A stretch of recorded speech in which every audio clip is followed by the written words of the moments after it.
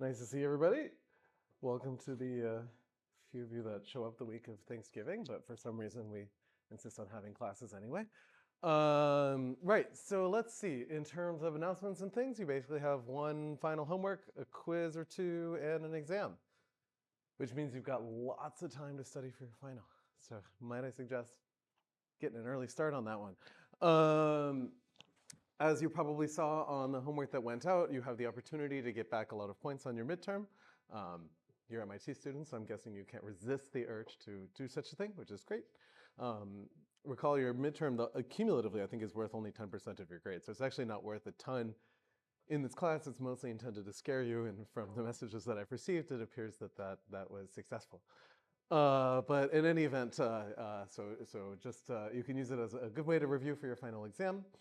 And again, I will continue to repeat the same suggestion that I've repeated several times in this class, which is if you have a practice exam like your midterm and you didn't get a perfect score on it, just print a new copy of it, erase all your answers, whatever, and just take the same exam again. The calculations in this class are really repetitive. And so this is the kind of thing where really, I think you'll find the second time around it might not go perfectly, and that's a good indicator of some stuff that is worth giving a try. If you remind me, we can also put up the past final exam for this course. You'll see it falls into a very similar pattern to the midterm. Yeah, so anyway, I'll start to bug you guys about that in the coming couple weeks. Some other reminders. So this Wednesday is the day before Thanksgiving, but for some baffling reason, MIT does have lecture. I'll try to remember to turn on the camera, but as always in this class, the policy is if you miss it in lecture, then officially that's too bad. I noticed I got a bunch of emails from students that were going on travel, and that's of course understandable, but basically for my own indemnification, that's the deal here. So I'll try to remember, but things happen. And I intended to bring your midterms to get back to you in class, but I forgot. So they'll be in my office. I'll actually be, let's see, if I look at my calendar really quick, I will be in my office at least until 3:30, from 1 p.m. until 3:30 p.m. this afternoon, so feel free to drop by if you need a copy. That's everything on my list. Any questions, comments, concerns? Interesting family Thanksgiving traditions? Nothing. Okay. The good news from the perspective of technical content in this course, I think roughly what happens in this class is that the technical difficulty looks something like this. And then there's a step, and then it's pretty flat.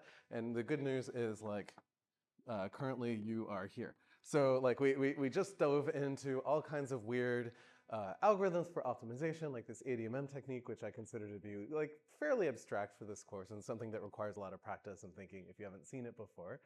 I'm seeing a lot of nods. Hopefully that means you all spent the weekend deriving 12 different ADMM iterations, which you all could easily do from the survey that was linked in lecture. But in any event, the good news is at this point we have pretty much a reset. So essentially this class takes place in a few phases, right? We started out with kind of broad level numerical concerns. Then we talked about numerical linear algebra kind of ad nauseum. We talked about optimization, starting with the most general possible methods, basically for root finding and just taking steps downhill, and then concluding with very specialized techniques like ADMM, where you look at the structure of your problem and you try to use that to derive a super efficient iteration that only works for your one objective function, that kind of thing. And then conjugate gradient was this sort of weird thing in between that and the previous unit, where we specifically looked at the structure of the quadratic function we used to solve linear systems and found there's all kinds of beautiful structure there. Now, in the last bit of this course, essentially, I think the abstract picture, if you really needed to glue all the topics together in this class, I think the way I would view it is as follows. All the problems that we've studied so far in, I almost said CS205A, but that's a course number I taught 15 years ago, 6.7350. Everything that we've taught so far is essentially, you can think of them as kind of problems where your unknown variable is a point in Rn, right? So certainly that's the case in AX equals B. That's also the case in most of the optimization problems.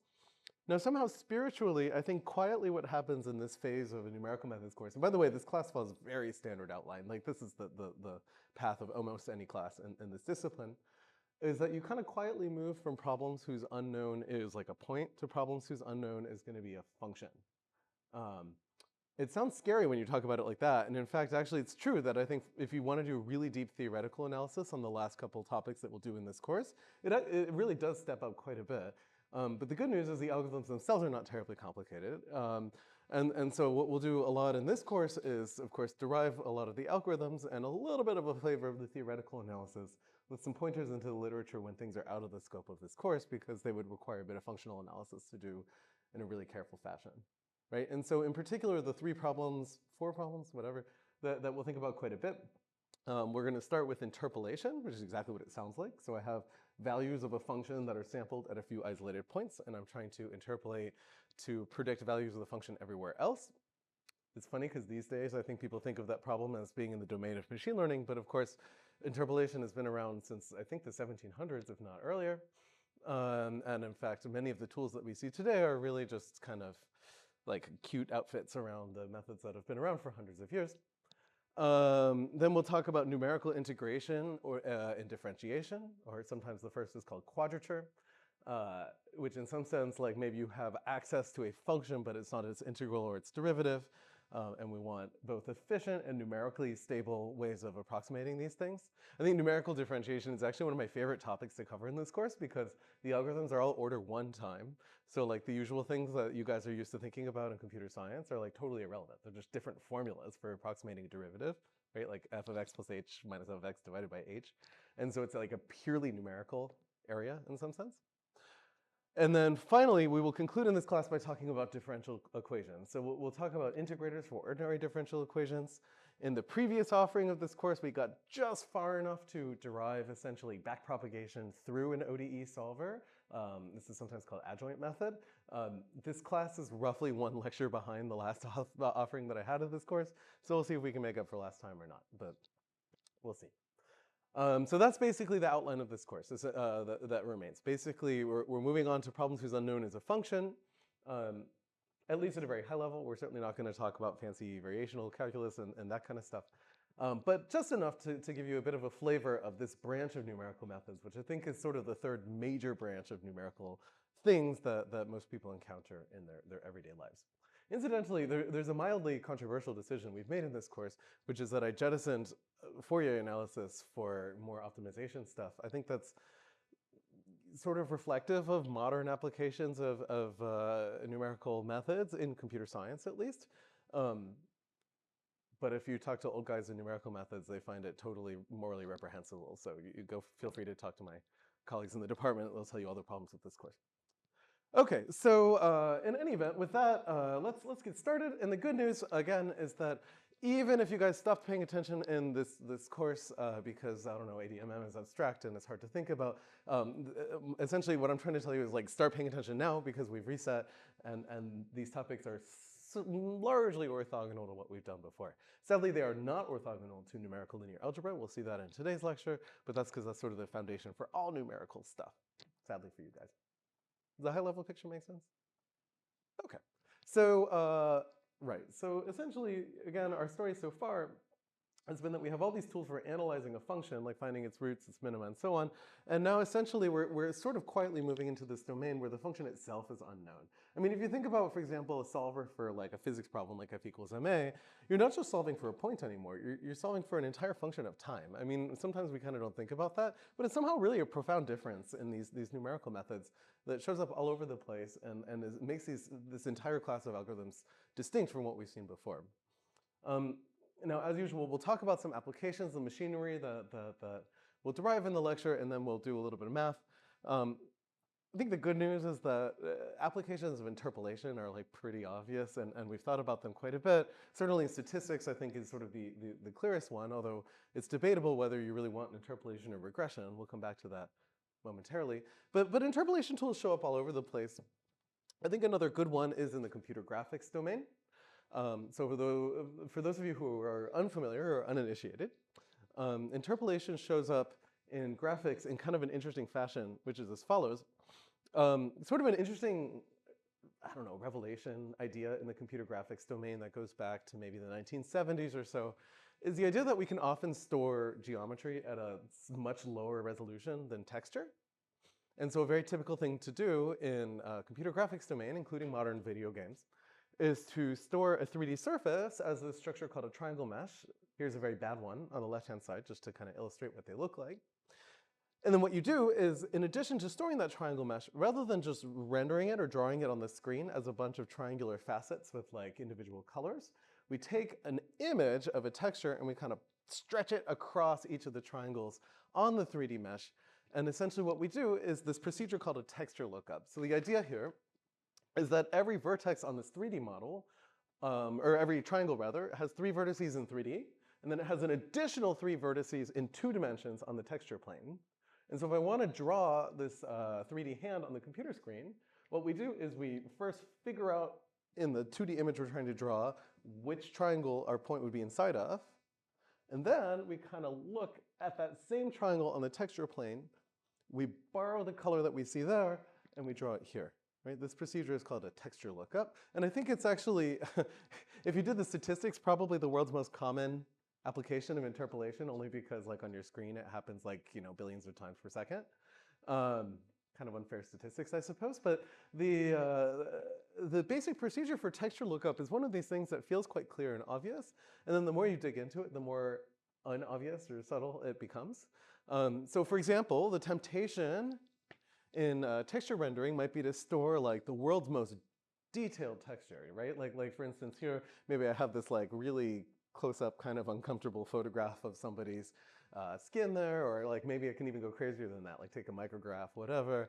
What can go wrong in this case? Like in general, we think of high resolution as like the best possible thing. Why not store textures on our computer at like the highest possible level? Anybody have any ideas? Certainly our computer graphics students should know. Yeah.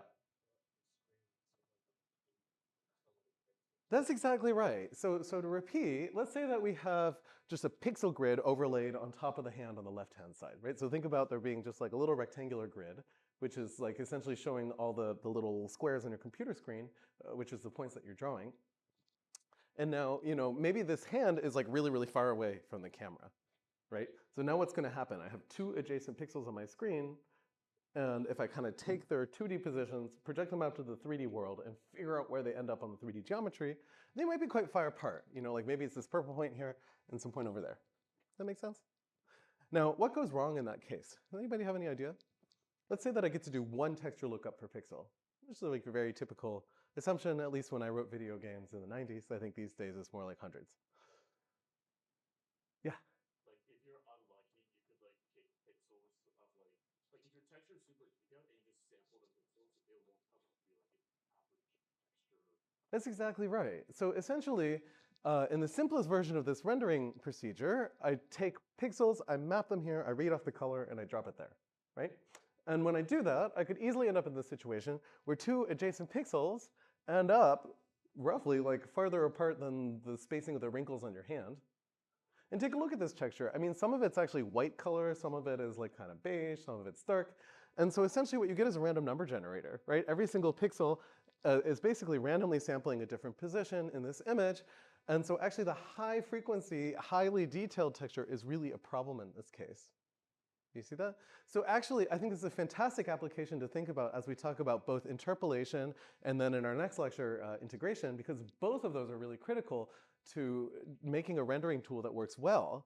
Essentially, there's 2 things that have to happen when I do this kind of rendering. One is called minification, the other is called magnification, for obvious reasons.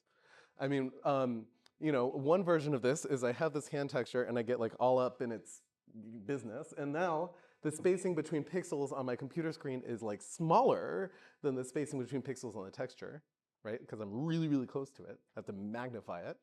Then the interpolation tools that we're going to talk about today are good examples of the kind of algorithms that you need in that case. And then as I zoom farther and farther away from this texture, now the spacing of the pixels on the screen, which is remaining constant, becomes large relative to the spacing of pixels on the texture image. And now I'm going to do a little integration, right? Like I want essentially, inside of a pixel, I have a whole region in the texture on the right-hand side that I need to summarize by taking an integral or an average. Does that make sense? I think this is actually a really great application to keep in mind. If you take the graphics course here at MIT, sadly it's only offered at the undergrad level. You will spend I think, multiple lectures thinking about exactly this topic. Something that we won't talk about in this class is perspective-corrected interpolation and quadrature. So like, for example, if I now take my hand and I move it like so that it's facing away from the camera, I have to account for the fact that like my square, circular, or whatever pixel becomes kind of elliptical in the texture domain. And there's all kinds of fun algorithms for thinking about that. I love this stuff. Turns out it's my area of expertise, but we'll save that for another course. But hopefully we can see that this is a really clear application of interpolation and quadrature. Like this is, I think, the most common starting point. Yes? Do you know, like when you generate like whatever object, do you know if the UV coordinates in the texture domain are of the object, or is that something you have to figure out? Ah, those are great questions. So the question was like, do you know these UV coordinates, like these purple points on the right-hand side? There's two different problems. I think in the rendering case, you typically do. A step before that in 3D modeling, somebody has to actually determine that. Like, how do you take this 3D hand and unravel it into the plane? This is a problem called parametrization, and I like roughly built half of my tenure case on how to work on these kinds of problems. They're really hard. Essentially, what you have to do is this 3D surface has curvature to it. It's bent. The plane obviously does not. So any way that I unwrap this surface into the plane is going to introduce some error. And there's a whole class of algorithms that study this problem and try to kind of make that error sort of uniform across the surface. Because, for example, what can happen is like maybe one triangle here takes up like half the plane, and then another triangle takes up like a little itty bitty piece. And the resolution of the texture on the right-hand side is somehow limited by the smallest triangle.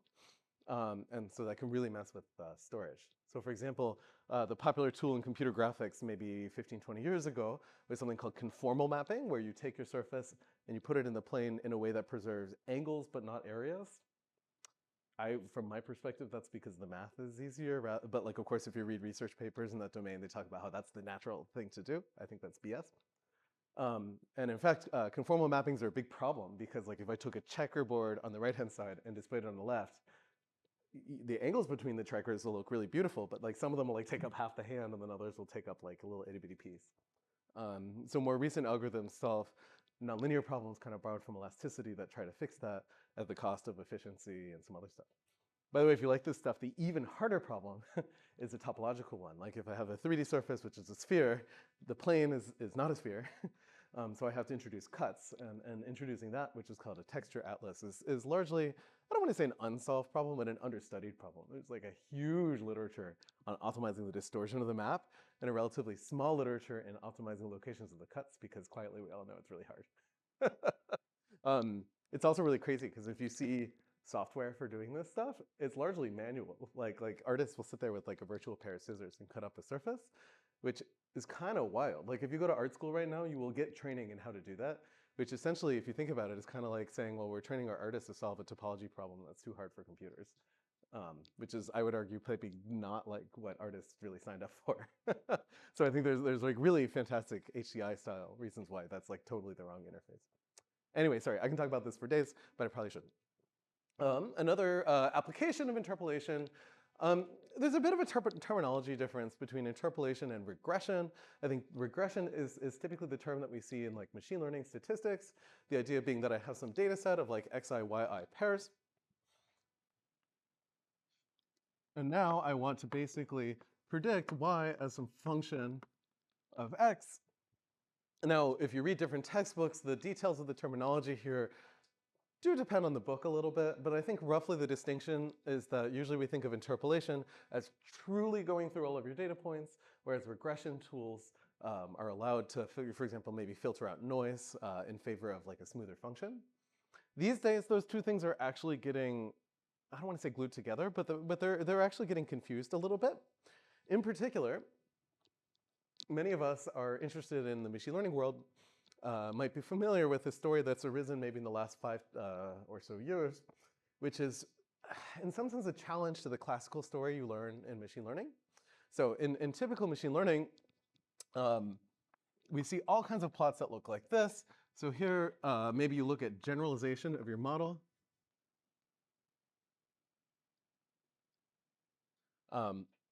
So basically I have a data set of xi, yi pairs, I withhold a few, and I see whether my model does well on the withheld data. And the horizontal axis here is typically something like training iterations, or the number of like neurons in your neural network or whatever.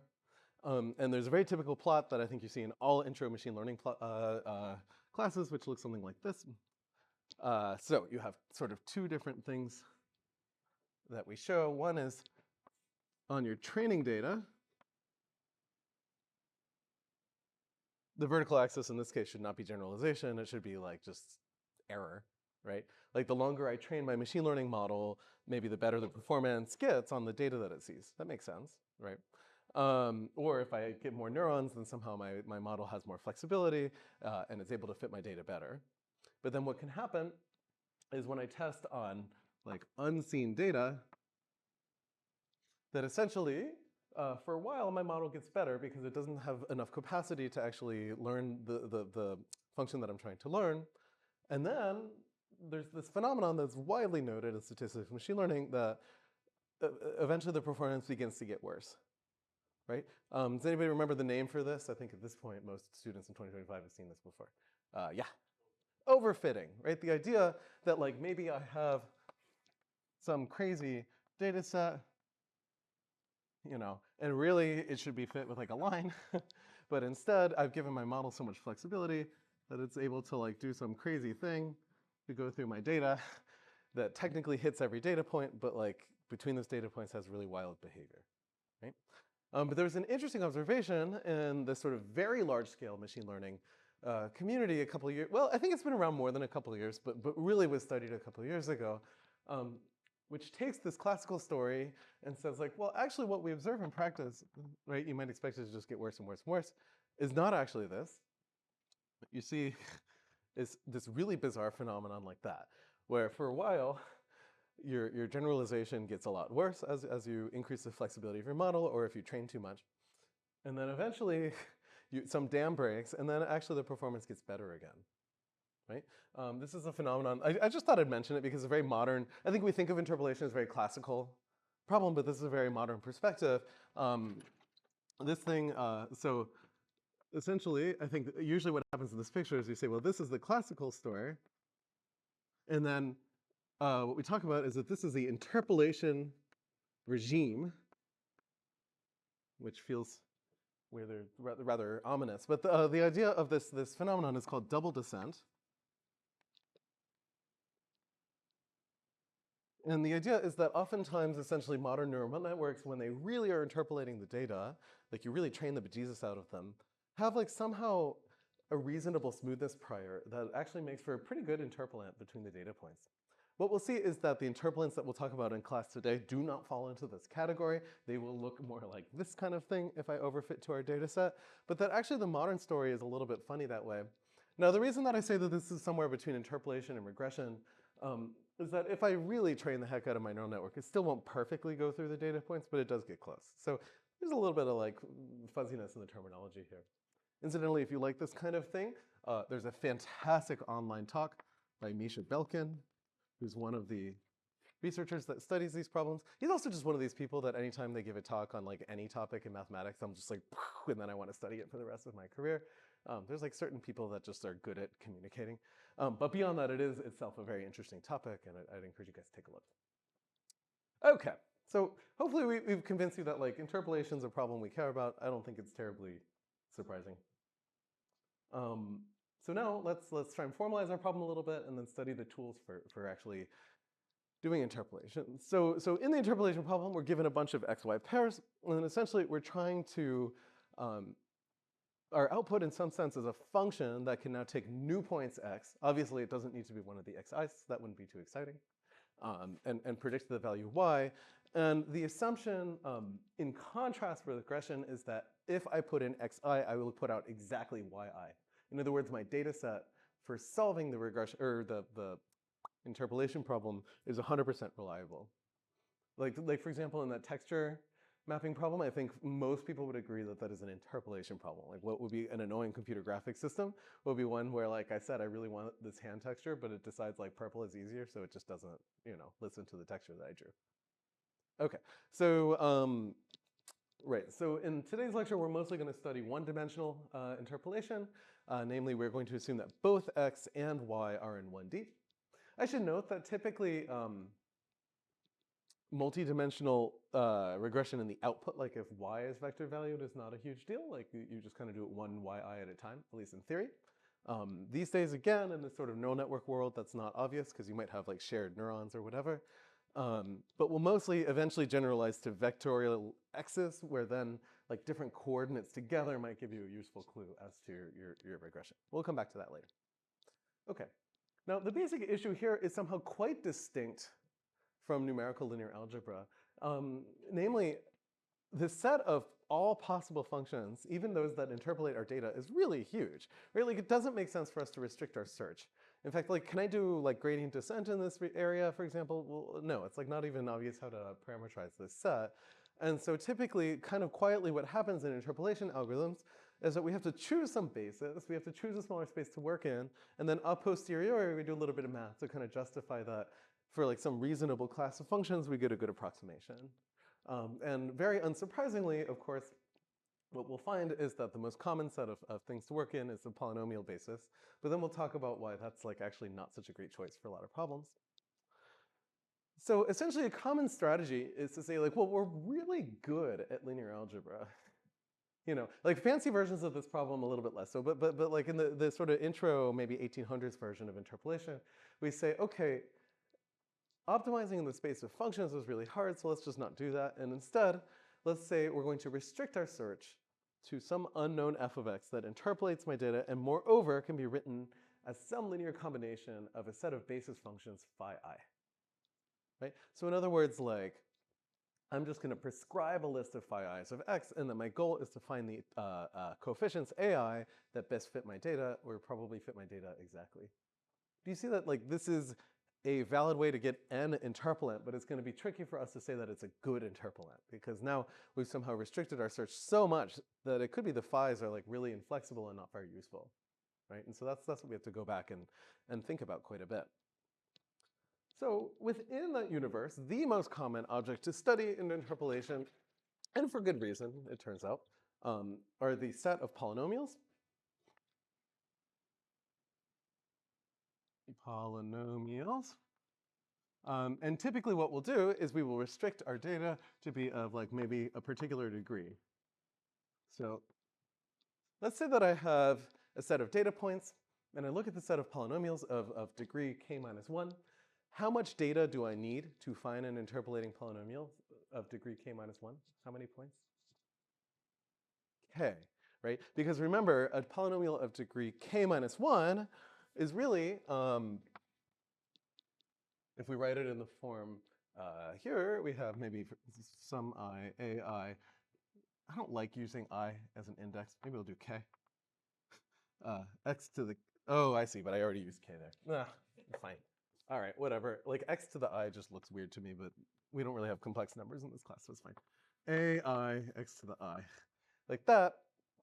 And if we think about it, remember that the first term is the 0th order, like the constant shift from my function. So if I go from 0 to k minus 1, there's actually k terms. By the way, like, hopefully you guys are starting to pattern match on like things Justin is likely to ask on an exam because they're self-contained. This is a great one, right? Like, how many points do I need to determine a polynomial of whatever degree? Yeah. Okay. Now, when I do that, essentially, how do I actually solve this problem? I have a bunch of xi, yi pairs, right? And remember, what is my unknown in my problem? It is this guy. It's the ai's. It is not the x's, right? The x's come in as inputs because they're like data points, right? And so in particular, if I have a bunch of like x, j, y, j pairs like that, then for each j, I have that yj is equal to the sum ai x j to the I, like that, right? But if you think about it, again, this is what we don't know, which is actually, if you think about it, this expression is linear in our unknowns, right? So this feels nonlinear because I have an exponent there, but actually this is just a constant, right? So for example, if I wrote this matrix of this system, like I have a bunch of j's and I want to just solve for the a's, right? Do you guys remember the name of this matrix? It actually showed up, I think, on one of your homeworks. That's right. This is the van der Waals matrix. We'll come back to that in a moment. But there's actually a degree of freedom here that I think has been a bit implicit in our lectures so far that now we're going to revisit, which is what basis do we use? And it turns out, like just like any other linear algebra problem, depending on our basis, our linear algebra problem might be easier or harder, right? Like for example, we had a whole lecture on QR, which was about finding orthogonal bases for things. So in particular, if you think about it, our basis here, in the version of the problem that I just wrote down, I have the following basis, which is phi I of x is equal to x to the I, where I here goes from 0 to k minus 1, right? That implicitly was our basis for the set of polynomials of degree k minus 1. Everybody agree with me? In the math we've written so far? What is this basis called? Oh no. I'll still wait. Thank you, Jonah. Thank you. See, Jonah's paying attention. All right, so that's right. This is called the monomial basis. And I think there's actually a reasonable question, which we don't really think about until this point of the course, which is why do we use the monomial basis? I think the answer is actually not super clear. It largely has to do with just prettiness. But I think actually the monomial basis is super inconvenient. Like for example, it's not clear that these are orthogonal. We also don't have a dot product yet, so like it's not clear what orthogonality means.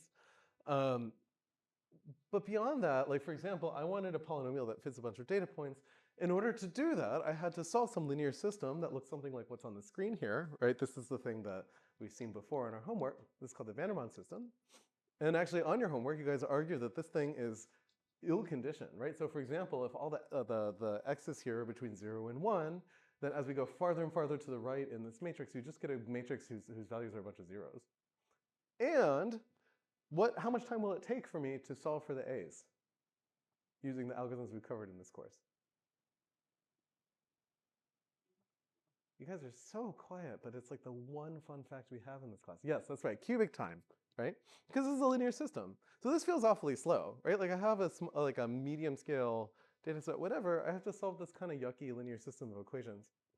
By the way, there are so many different ways that you can see that this problem is very ill-conditioned, like this matrix is hard to invert. You guys probably argued one in terms of condition number in your homework. Here's another way to look at it. So here's a plot of these functions x to the k for x between 0 and 1. Right, so obviously the diagonal one is x to the 1, and kind of as we go to the right, k is getting larger. Here's the thing. Let's say that I accidentally, so I've got some polynomial of this form, and let's say that I accidentally swapped the last two terms, you know, like the k minus first term and the k minus second term. Yeah? Notice that actually like x to the big and x to the big minus 1 are actually very similar functions. So actually my backward error is going to be very small. Right? Like just from perspective of this plot, you can immediately see that this matrix is ill-conditioned because there's multiple solutions to my problem that look like literally look very similar to one another. Right? And so essentially, I would argue the monomial basis looks nice. It's great if you're doing ring theory, but it's not so useful if you're trying to do numerical analysis. Right? It leads to a lot of problems where the matrices are sort of ill-conditioned and where the functions sort of feel redundant. Right? I mean, that's what this basis looks like. Does that make sense to everybody? So unsurprisingly, what are we going to do in today's lecture? We're going to propose a bunch of other bases for polynomials that do a lot better for interpolation problems. And in fact, we're going to start with a basis that I think is on the opposite extreme, and I think is really clever construction. By the way, for whatever reason, this interpolation was like all the rage in like 19th century France, and so we'll see that like every one of these bases has a different French guy attached to it. And the first basis that we'll talk about, like starting with, of course, Pierre monomial. But the first basis that we'll discuss is one named after Lagrange, a pretty famous mathematician from roughly that time period, I think. And the Lagrange basis does a super weird thing. And it's like one of these things where I think typically when you see it in a textbook, like you're presented with a formula and it feels very abstract. But if you just do one example, you're like, oh, dang, this is actually very simple. And the basic idea is that Lagrange said, well, if I want to do polynomial interpolation, there's sort of two observations that I think he made. One is that polynomials do not have to be written as a sum of like ai x to the I. Like, for example, like x minus 2 squared plus x to the fifth. That's a polynomial. I mean, it would be kind of annoying for me to expand, but like it still counts as a polynomial, and I could stop there. If that's a member of my basis, it's perfectly fine. Yeah? That's sort of observation 1, and then observation 2 is that like, if I really want to do interpolation, then maybe I should choose a polynomial that knows something about my data points, which I think in retrospect is a totally reasonable idea. Okay, so what did Lagrange propose? Lagrange proposed this thing that I think looks really scary, but actually is quite simple. So this is called the Lagrange basis. It's illustrated on the screen here. Notice that I have xj's in my expression for Lagrange basis, meaning that it is specific to a particular interpolation problem. So essentially, as input, I'm given, a bunch of xj, yj pairs, and like I want to find the interpolant specifically through this set, then essentially Lagrange's observation is that I can do much better on the monomial basis in solving a van der Waals system.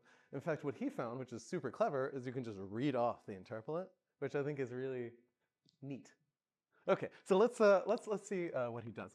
Now this is one of these things we could prove a bunch of theorems, or we could just do one example, and then I think you guys will immediately see what's going on. Because again, this is one of these, like if you're ever lost in some abstract expression like this, just try it on like a 2x2 matrix or whatever, and I think you'll often see that like, oh, okay, this is actually pretty reasonable. So let's just do one. So let's say that I choose, I don't know, x1 is equal to 0, x2 is equal to 2, x3 equal to 3, and x4 is 4. I'm reading off my notes only because I want to agree with the textbook, so you have it later. Okay? And let's just derive the Lagrange basis for this set of x's. By the way, notice it doesn't actually involve the y's, just the x's. So spiritually, what is phi I? It's the ith phi is essentially a function that inputs x and then has a bunch of degree 1 terms, each of which subtracts off all the roots except for xi, and then it divides by the product of all the differences. So for example, let's do phi 1 of x. By the way, doesn't this lecture feel a lot easier than ADMM? I feel like this is a much easier topic. Okay, so what do I do? In the numerator, I have x minus xj for every j except the first one, right? So I'm going to have x minus 2, x minus 3, x minus 4, like that. In the denominator, I'm going to do basically the same thing, but I'm going to specifically have xi minus xj. So here, xi is 0, right? So I'm going to have 0 minus 2 times 0 minus 3 times 0 minus 4. Cool? Is that a positive? Okay, good. Right, so let's do another one. Phi 2 of x, we need to do at least 2 of them. Otherwise I lose my license. Okay, so now I have x minus 0, so I have x minus 3, and x minus 4. Like that. And now my root is 2, so I have 2 minus 0. And then I have 2 minus 3, and 2 minus 4. Okay? Did I manage to do that right? Oh, I totally did. Cool. All right, and then ... because I'm too lazy. You guys should do the one in your paper, really. Like all of you should have scrap paper out doing it right now. Okay. That little look there was, we're going to return to that later. So in any event, okay, first of all, do we see that this formula actually is like pretty easy to do by hand? It looks ugly, but it's just the product is a bunch of things in the numerator where you subtract off every root except your current one, and then the bottom is the same, but specifically where I plug in x is the current root. Okay, that's the pattern. Now, why the heck did Lagrange, by the way, do we see that these are polynomials? Like if I ask you to make phi 1 on an exam, you can write this expression and stop. You do not have to write it on a monomial basis, right? And so specifically, what is the degree of these things? Notice that there's 3 x's being multiplied together, which is kind of what you would expect for a set of 4 data points. Because remember, the degree is always 1 less than the amount of data. Everybody with me so far? Now, why did Lagrange think that this basis was all the rage? So let's take a look at phi 1 of 0. Okay? Look what's going to happen. I have 0 minus 2, 0 minus 3, 0 minus 4. But conveniently, that's exactly the denominator. right? So basically, phi 1, 1, 0 is just 1. Yeah? Now, what's going to be phi 1 of 2? Well, notice I have 2 minus 2 in the numerator here, right? So this is 0, which for the same reason is also phi 1 of 3 and phi 1 of 4. Isn't that cool? So I basically designed a polynomial which is equal to 1 at the first data point and 0 everywhere else. And everybody can see, hopefully, that that's not a mistake. So for example, if I do phi 2 of, I guess, 2, right, the second point, notice that I have 2, 2 minus 3, 2 minus 4, which is exactly the denominator, right? So this is equal to 1. And then phi 2 of 0 equals phi 2 of 3 equals phi 2 of 4 equals 0, right? Now, first of all, by the way, by this set of expressions, if I kind of continue, notice that like I can argue pretty easily that this is a basis, because essentially each one of these functions, there's only one of them that has interesting behavior on one of the xi's here.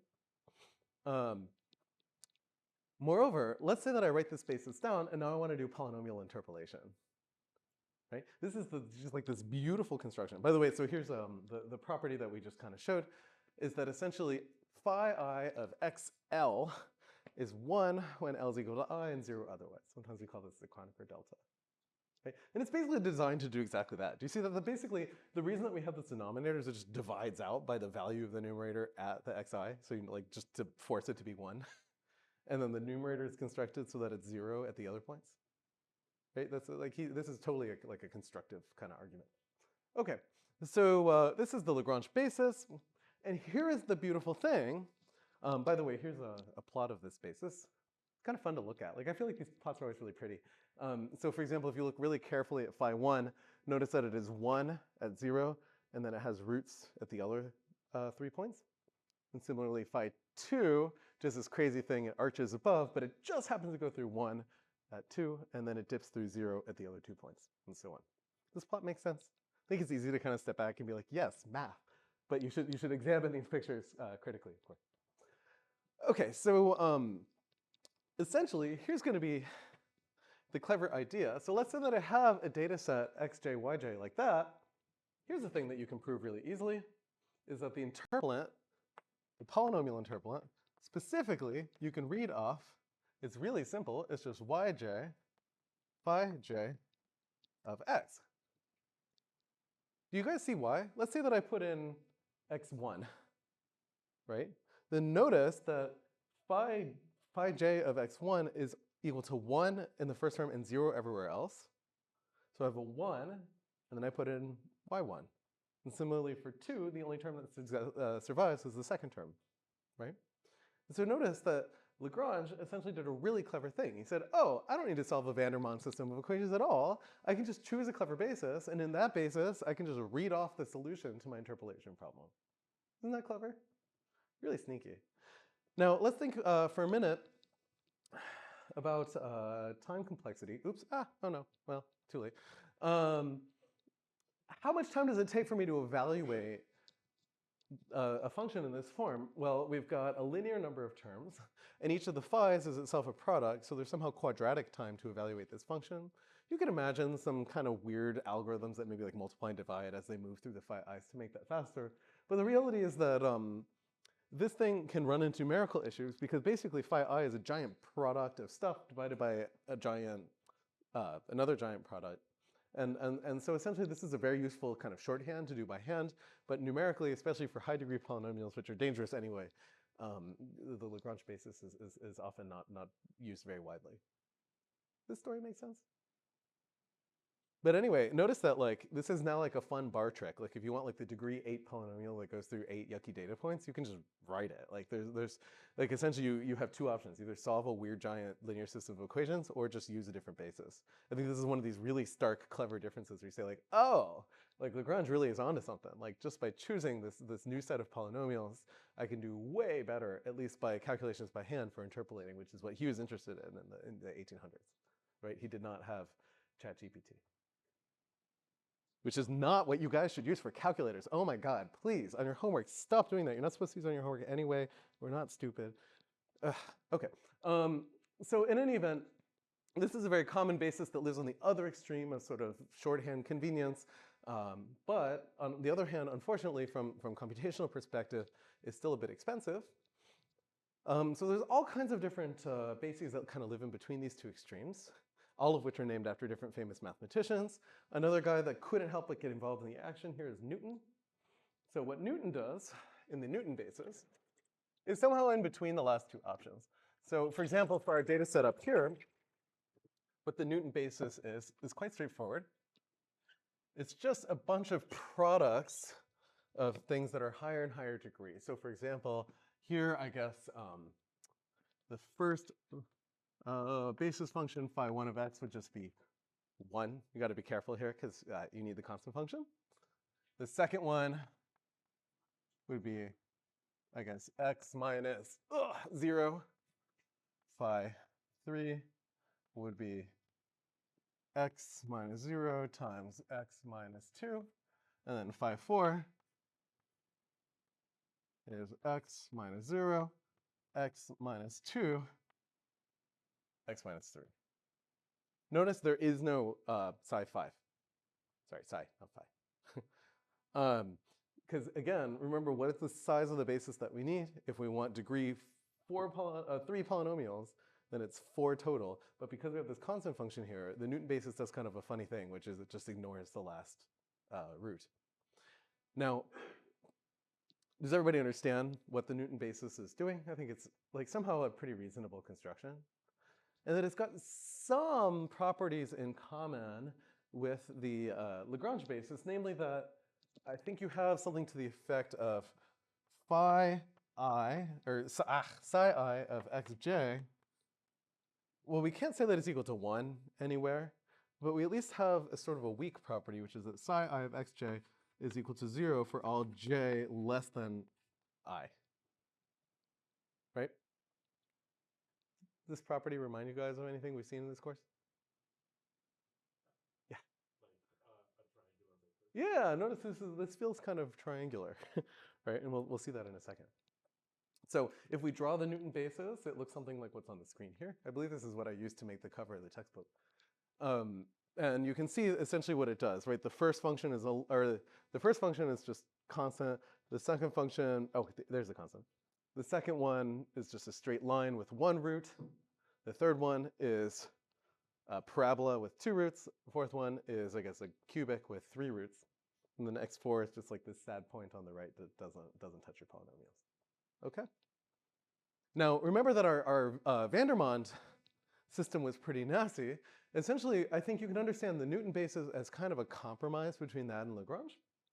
Namely, notice that if I plug in my data points, like I actually want to solve, like I have y1 as f of x1, y2 is f of x2, notice that in reality, I get some linear system that looks like what I've written on the screen here because of this property I've written on the board.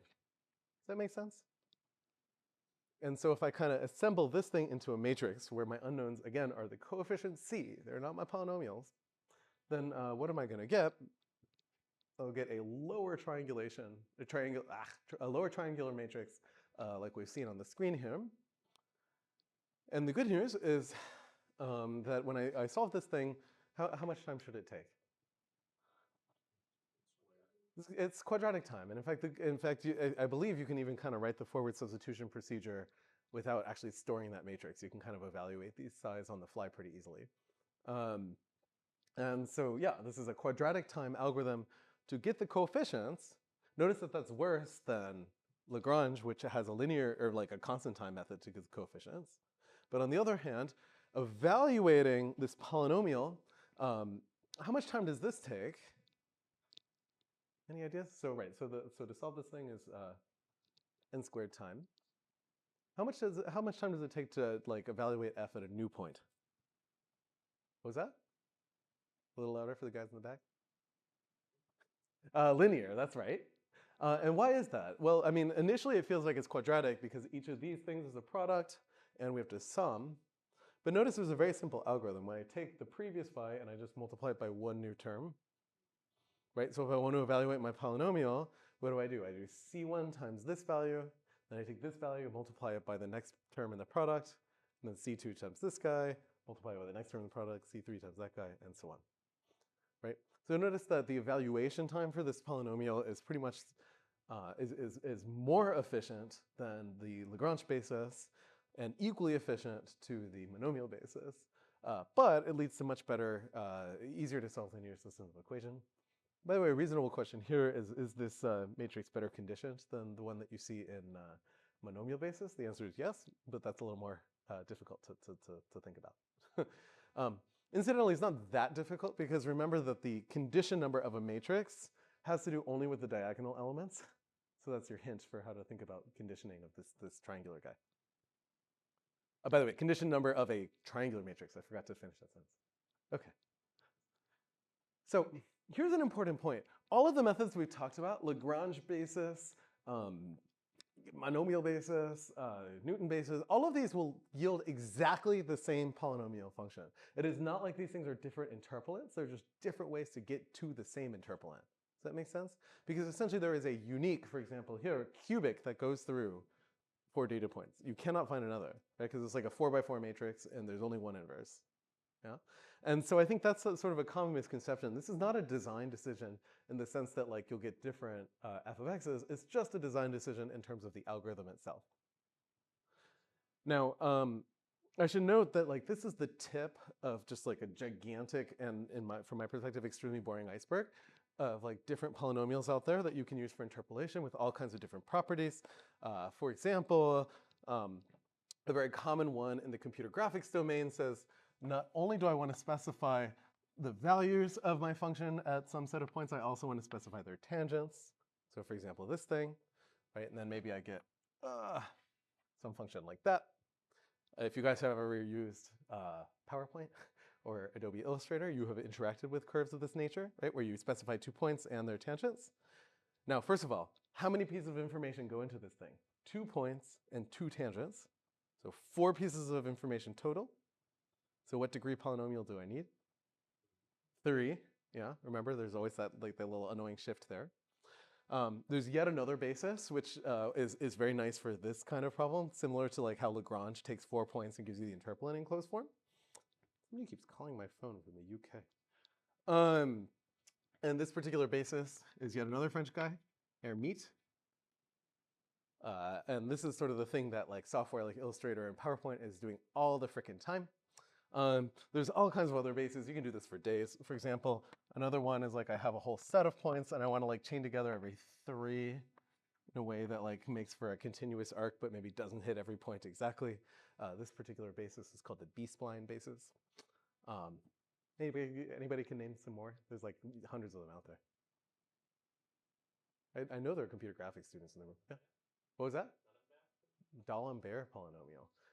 Never heard of it, but it's a French mathematician, so there's almost certainly a polynomial named after this guy.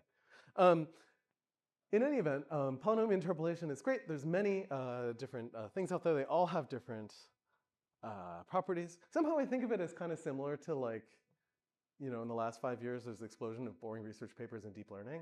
It's like somehow a similar thing happened in the 1800s with polynomials. Like, oh, we can do interpolation with this. So like, what if I want a polynomial basis with like these 3 properties? Then which one? And like somehow beyond like that high level story, just turning the crank became very easy. So suddenly there's just like this explosion of different bases out there. But they are useful in different domains. So for example, if you take a course on computer-aided design, you'll spend a lot of time studying these bases because they're basically like what's going on behind the scenes in software for like designing patches on 3D surfaces, like that kind of stuff. Oh no, I got chalk all over this. Okay. Unfortunately for us, we're only talking about polynomial interpolation so far, and there are a lot of functions that just aren't polynomial. So for example, one annoying properties of polynomial functions is they tend to go off to plus or minus infinity as x gets really big. And there are a lot of functions that just don't have that property. And so that inspires a whole other class of functions out there. I think the clearest example is maybe to move from the polynomial functions to the rational functions, which are just ratios of 2 polynomials. And then you at the very least can have things like asymptotes. So for example, 1 over x goes to 0 as x goes to infinity, which feels like a useful property. Now, a reasonable question one might ask is like, if I want to do rational interpolation, does all of the mathematics that I just did for the last like hour or so fall apart? And luckily for us, the answer is no, even though this kind of feels nonlinear in the p's and the q's, right? Does anybody know the trick for this? So in particular, let's say that I have a bunch of xy pairs, just like before, right? In fact, just for out of boringness, let's say that I just do linear, a ratio of two linear functions for my interpolate. So then maybe I have a bunch of data points, namely, I guess 4, that look like p0, p1x divided by q0 plus q1x, right? So this is like a simple instance of the problem on the screen, right? So by the way, notice that now the amount of data relative to the degree changes, right? We have 4 unknowns, so we need 4 data points. This thing feels nonlinear in the p's and the q's, but luckily for us, we can just multiply both sides by the denominator. And this at least implies in one direction, we're going to come back to that in a second, spoiler alert, implies the following relationship, which is p0 plus p1x plus, I guess I'll just leave the index off of the y, q0 plus q1x, like that. And this is linear in the p's and the q's. Do you guys see that? And so actually the procedures that we've already talked about, for example, like this van der Waals system, how we derived it, still apply to rational functions. Now, unfortunately, there are a few details here that like make this a bit of a tricky technique. Like I think initially it's easy to agree with this and say like, ah, okay, great. Notice that rational functions, for example, have this annoying property that if I scale p0, p1, q0, and q1 in this case by the same constant, my rational function didn't change. And you can see that reflected here because this is a linear in my unknowns, which again is the p's and the q's. It's not the x's and the y's. I repeat that. But notice that this is kind of like a null space problem, right? Essentially, if I translate this on a bunch of x's and y's, I'll get some matrix times p0, p1, q0, q1 is equal to 0, right? There's no constant term here, right? And so essentially what's going on is that this is a reflection of the fact that if I scale my coefficients, then I actually get the same polynomial, or rational function rather. And so there's a lot of ways out of this problem. For example, maybe I just choose q0 to be 1, but then I've got to convince myself that in doing that, I didn't accidentally remove solutions to the problem that I actually care about. Hamid. Oh, the condition number of this thing is infinity. I can't invert it. So this is closer to an eigenvalue problem, right? Like what I'm looking for is kind of like the 0 eigenvector of this matrix. Yeah. No. This is intended to explore what happens if you want to do rational interpolation. And my point is that that actually is quite subtle. It's one of these things that just feels totally reasonable, and then the more you dig in, the more you're like, and it turns out it's like the tip of a nasty iceberg from algebraic geometry. So let me give you, just to scare this class a little bit more, I'm glad you're thinking critically about this. Let me give you a very particular example. Let's say that I have the following data set. 0, 1, and 1, 2, and I want to get this interpolant here, okay? So what happens if I have 0, 1? Well, in that case, so x is 0 and y is 1, so I will have 0 is equal to p0 plus q0, like that, yeah? And now maybe I have 1 comma 2. So what am I going to get in that case? I'll get like, let's see, 0 is equal to, we got a 1 in x, so I guess it'll be p0 plus p1 plus 2 times q0 plus q1, like that. Okay. For some reason in my notes I have a minus sign that I'm suspicious of.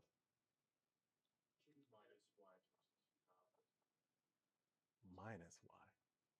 Oh, you're right. I'm sorry. Nobody caught the stupid mistake I had on the previous. No. That should be a minus. You gotta speak up when I make stupid mistakes. Oh no, that scares me. You guys are following lecture, right? Okay. Because that should be obviously wrong. All right. Oh, it's like pulling teeth in here. Okay, that's right. So this should be a minus. Thank you. All right. It's hard up here. There's a bunch of you and one of me. What was that? What did I do wrong now, Jonah?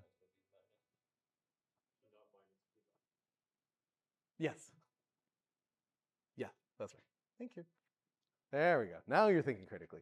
See, isn't it fun? You can like tell the professor they did stuff wrong. You can't do that if you're looking at your laptop. Okay, so here's a kind of an interesting thing, which is that I can actually solve, for example, I can give you a solution to this system that is totally nasty. So for example, let's say that I choose P0 equals 0, P1 equals 2, Q0 equals 0, Q1 equals 1. By the way, it's easy to add 2 more data points to this and still satisfy this. I'm just stopping here. You might stop and say, like, great, I have a rational basis. Like, life is good. Does anybody see what went wrong in this calculation? Here's a hint. I can always, you see that arrow there? It feels innocent, right? That like I started with a rational function and that implied that the second equation is true. That arrow does not have to go the other way. In particular, I can divide by 0. In fact, if you look at the interpolant that is implied by these numbers, it is f of x is equal to 2x divided by x. Not so great. And in fact, what happens, notice that one of my points is 0. And in some sense, I mean, there's just no universe where this is the right interpolant, right? And so what happens in rational interpolation, you have to be really careful. You like write down this matrix here, you find a null space solution, and then you have to actually go back and check that it truly does satisfy your interpolation problem. If it doesn't, it might be the case that you actually need to raise the degree of your numerator or your denominator more than you might think. And essentially this has to do with like very subtle concerns in algebraic geometry we're not going to touch in this class. But all of this is just to say that like rational interpolation is a little bit dangerous. And it has to do with the fact that division by 0 is a thing that's perfectly fine in the second line and not so good in the first. So in any event, or you might say that this is sort of a necessary but not sufficient condition for interpolating your data. Okay, that said, there's all kinds of cool interpolations out there. So in particular, a place where rational functions do come up quite a bit. I think a question that is, like if you were a mathematician in the 1800s would have been like a totally reasonable question, probably 1900s at this point. But somehow like, because we all happily accept what our professor says, we don't think about it critically. We talk a lot about polynomial approximations to functions like Taylor series. Totally obvious question you might ask is like, can I do somehow way better with rational functions? And the short answer is like, yeah, kinda, for certain classes of functions. And in particular, if you're curious, I think the main place where this comes up is something called Pade approximation, which is sort of like the Taylor series of the rational world. And I'll let you guys read about that at home. We're not going to cover it in this course. Pade approximation is a really central topic in numerical analysis, which is often used actually in matrix calculus. So for example, like you might know that like e to the x is 1 plus x squared plus x cubed plus dot, dot, dot. But that approximation doesn't converge super great, and it also can explode if x is too big. A common thing to kind of get around that is to use Pade approximate, which tends to work well in a neighborhood of a particular x. It's kind of how these things are constructed. But anyway, that's I don't bother covering it in this course because at least in my personal career, I spent like years learning about Pade approximation. And then every time I try it in practice, it doesn't work. But maybe that's more about me than Pade. I don't know. So anyway, I'll just say that there's scary things that come up in rational approximation we have to be quite careful about. Now, everything we talked about so far in interpolation kind of made the conceit that we need to work in a polynomial basis. But in fact, polynomial basis is well known to be really bad for a lot of problems, especially as the amount of data that you have goes bigger than about 5-ish. And in particular, here's kind of a weird, crazy phenomenon. Fun fact, if I recall, I actually drew this figure in like Inkscape by just upping the degree of the polynomial of the art tool high enough that like I knew that this is the right curve. But anyway, let's say that I look at the unique, so how many data points do we have here? 1, 2, 3, 4, 5, 6, 7, 8 data points. The unique degree 7 polynomial, where every single one of the values here is 1/2, is quite obvious. It's just y equals 1/2, right? That's a polynomial. It's of degree less than 8, but whatever.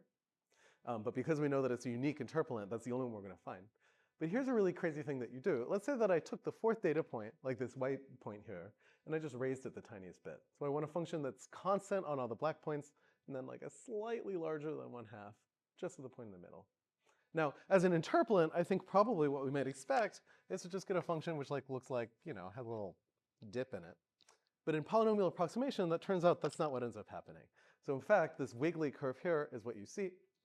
And as I raise that white point even more, this thing can wiggle out of control. This is a phenomenon which I'm going to write on the board because I never know how to pronounce this guy's name, and I always forget to look it up before class. Runge. Any German students want to take a crack at that one? I believe he's German.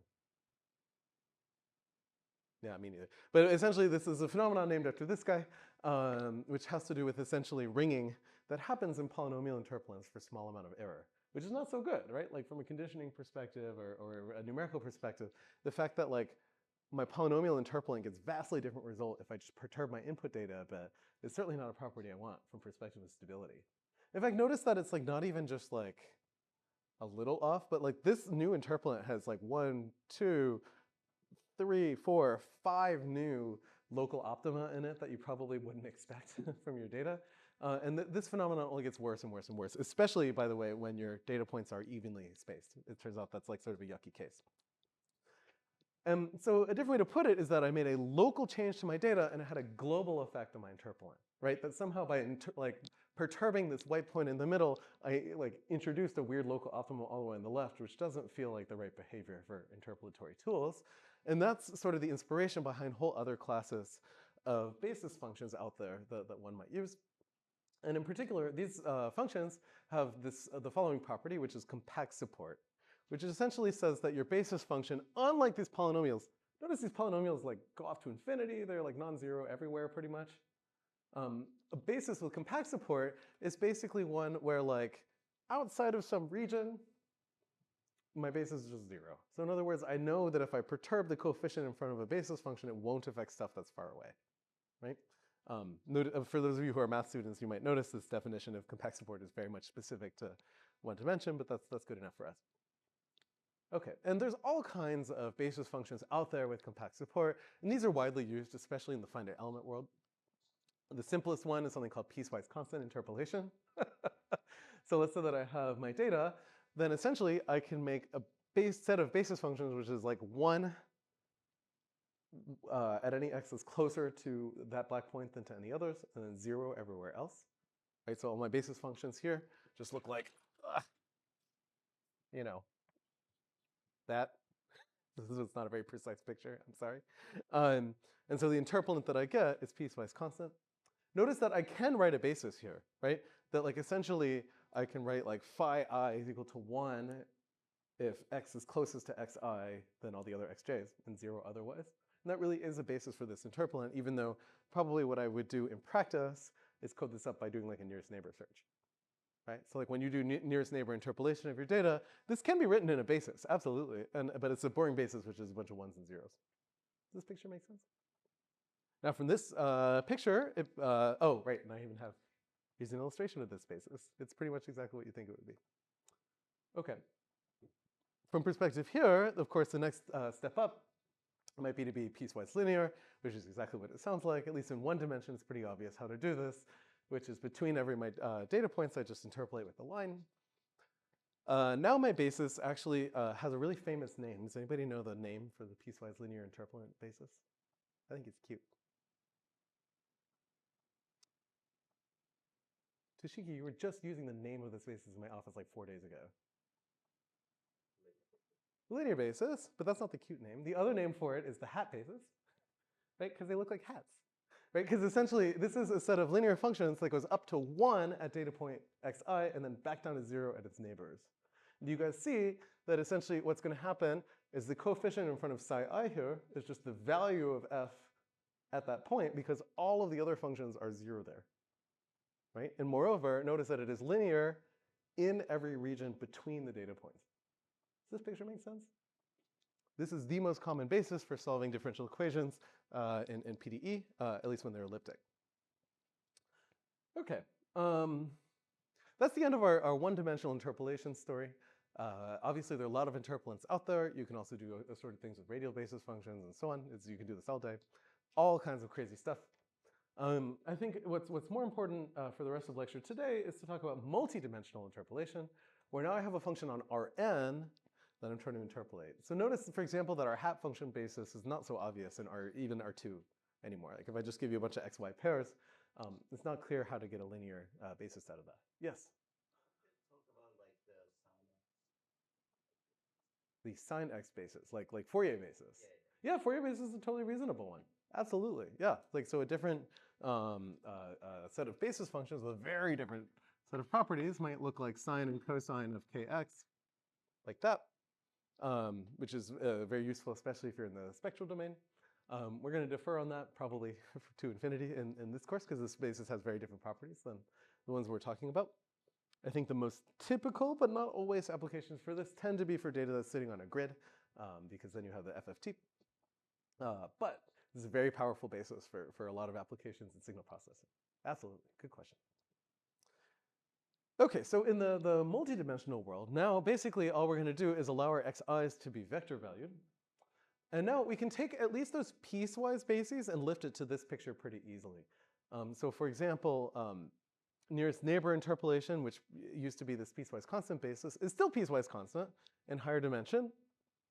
And essentially what it does is it is constant in the Voronoi cells corresponding to the each xi's. Just out of curiosity, have we encountered Voronoi cells before this construction? The basic idea here is I have a bunch of points x, and I take Rn and I divide it up into regions of points that are closer to a particular xi than to any of the other xi's. So let me give you a picture of what that looks like. So here's one. So here, my data points, these xi's, are marked in black, and then each of the regions is the Voronoi cell corresponding to the point inside of it, right? So basically, every point, for example, in this lower left region is closest to this point here than to any of the other points in the plane. Does that make sense? Sorry, in the data set, rather. And so nearest neighbor interpolation is very simple. If I want the value of f at some other location, I look at all the black points, I find the black point closest to the location, and I just return the value there, right? And if you think about it, this interpolant is piecewise constant, right? It doesn't change, except along the boundaries of the Voronoi cells, where essentially your closest point changed. Does that make sense? So this is a very common interpolant. Turns out, actually, for a lot of machine learning tasks, it quietly does very well, but we don't talk about that. There are other interpolants out there. One might ask, for example, can I take linear interpolation and somehow lift it to this space? And the answer is yes, but it gets a little bit messy. There's one case where it doesn't. So let's say that I'm in the plane, and I have specifically 3 points. So I have the value of my function on a triangle. Probably guess where I'm going with this, but you're right. So I have essentially x1, x2, x3, and f of x1, f of x2, and f of x3. In this particular case, I can write a linear function, right? I could say maybe f of x is equal to a dot x plus b. Notice that a, if I'm in the plane, has 2 entries in it. B is a scalar, right? So there's 3 unknowns. Conveniently, there are 3 points, so this works out. And so basically, this is sort of an affine interpolant through those 3 points, right? It's like a big plane. And moreover, we can write it in a really nice way. So in particular, if I take a point in the inside of the triangle, I can write it as sort of a weighted average of the 3 vertices of the triangle, like that, right? And the weights of the weighted average are going to be called the barycentric coordinates of this point here. And then what I do is I just reuse those weights now in front of the function values to interpolate to the inside. And it turns out that gives us exactly this interpolant here. So let's dig into that math a little bit. Let's say that I have, so here is my point x in the math on the screen. I'm going to say that, and this is x1, x2, and x3. So I'm going to write x is equal to the sum over I of a, I, xi, like that. Now, how many unknowns are there? There's 3, right? Because I have 3 points in my triangle. Then I have 3 a's, right? But unfortunately for us, I actually have 2 data points because x is 2-dimensional in this case. And so I just add a constraint. I just add that ai's sum to 1. Right, so the idea here is that I want to write every x as literally an average of the 3 corners, right? And then what I do is I write my interpolant f of x, I approximate as sum of ai times f of xi, right? And so essentially what you can convince yourself is that's exactly this linear interpolant here, just written in a different form. This is called barycentric interpolation, which is great, right? So that's the interpolant down there. And so, for example, in 2 dimensions, this has this beautiful interpretation. This is very familiar to computer graphics students, where like the weight in front of P3 is the ratio of A3 to the area of this triangle. Fun fact. Exercise left to the reader, because it's kind of annoying. And so there's actually 2 different ways to extend this. Obviously, this is great if you happen to have 3 data points. Beyond 3 data points, it's not obvious what to do. And there's sort of 2 different things you could do. One would be triangulate the plane, and then inside of every triangle, use this interpolant. This would be kind of like the piecewise linear version for like planar data. Or in 3D, it would be tetrahedra, and so on. Or you can actually do a different thing, just as a pointer into the literature. This is called generalized barycentric coordinates, which says, OK, one thing that I could do is, let's say that I have more than 3 data points. So here I've got the whole boundary of this like Lego guy, right? Now this becomes an underdetermined problem. So I have an AI in front of each of these points, right? And I want to know like what is the value, like what is the weighted average that I should use for the points on the boundary for some point in the interior, right? So now I have a weight for each of the vertices of this polygon. So like if there's 10 vertices on the polygon, then there's 10 AIs. But I actually have 2 data points, which is the location of this thing, maybe plus 1 additional constraint, which is that the weights sum to 1. And so there's actually a design decision. People do all kinds of cool things to choose different barycentric coordinate systems that basically fill in the remaining degrees of freedom. So for example, maybe you want your interpolant to be positive everywhere in the interior of the polygon. That turns out to actually be a difficult property to satisfy. Or maybe you're using it specifically to kind of interpolate a deformation of the polygon to like the inside or something like that. So for example, in computer graphics domain, like I have a 3D character and I put it in a cage. Now I move the cage vertices and I want the character to deform with it. That's an example of interpolation. Then maybe you actually choose weights AI so that the interpolation looks good. Like it actually optimizes some notion of elasticity, where this one I believe is, I borrowed it from Ophir Weber's work, which uses some cool ideas from complex analysis. So it actually uses complex analysis to come up with barycentric coordinates that kind of deform in a sort of conformal looking way. I should note that like the other way that people might take barycentric coordinate and lift it to more than 3 points in the plane, for example, is to triangulate, and then inside of every triangle use barycentric interpolation. This is the most common technique used in computer graphics and shading and so on. OK, yes? So in most cases, the A is supposed to go 3 to 1. That's right. How about like X is outside of the triangle? Yeah, if X is outside of the triangle, then the A's go negative. Which is not so great. So that's why, for example, in the piecewise linear interpolant, you just flip your A to a new triangle, which is the one next door. Yeah. Very briefly, we're going to have a little call out of some other interpolation methods you guys should be aware of. One is if your data is on a grid, then a very typical procedure might be to interpolate vertically and then take the vertical interpolants and interpolate it horizontally, for example. Hopefully you kind of understand what this picture is doing. So like if I want a function on a square, maybe I do linear interpolation in the y-axis and then linear interpolate horizontally to get the value at the center. This thing is sometimes called like bilinear interpolation in this case, and there's of course biquadratic and bicubic and so on. It's very common in the imaging domain. By the way, one thing that I think we all take for granted, but you should actually check if you use an interpolant like this. I described it as interpolate vertically and then interpolate horizontally. It would be an awfully bad property if I did the other way around, like interpolate horizontally and then vertically and got a different value. The good news is for most of the common ones that happens for free, but often people forget to check that. And then finally, as like one more little footnote, there's yet another class of bases for polynomials that optimize for a very different property, which is orthogonality. So notice that we talked about bases, like writing our function in a set of bases phi I. But when we talked about, for example, QR factorization and all that kind of stuff, we didn't just have a basis, we also had a dot product, right? And so one thing we can do is introduce a dot product on functions. So here's probably the simplest one. Usually we choose A and B to be like 0 and 1. And now we can integrate between them. And one thing that we'll find, for example, like if I took the dot product of 2 monomial functions, like, you know, x squared and x cubed, right? This is maybe the integral from 0 to 1 of, I guess, x to the 5th dx, which is 1/6. Dot, dot, dot. Notice that it's not 0. So this is a very non-orthogonal basis, right? So one thing we could do is actually take our polynomial basis and apply Gram-Schmidt to it. Like literally, we have a dot product, so we have all the coefficients we need to run that algorithm.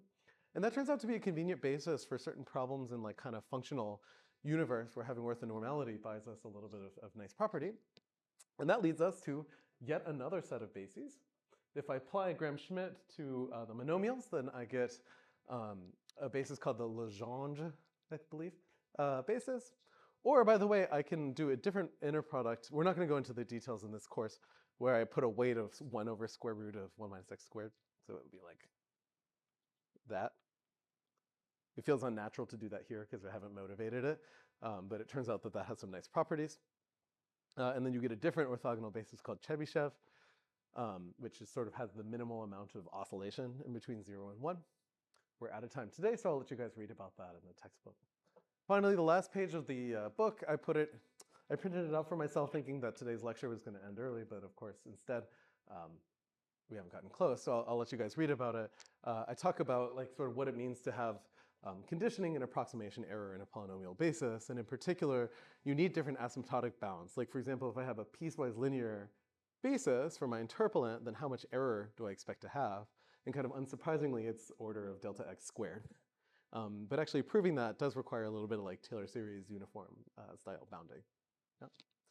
So in any event, I'll let you guys read about that. I think this is one of the easier topics in this course. And so I don't think it's worth spending more than one lecture on it, even though I'm talking too much.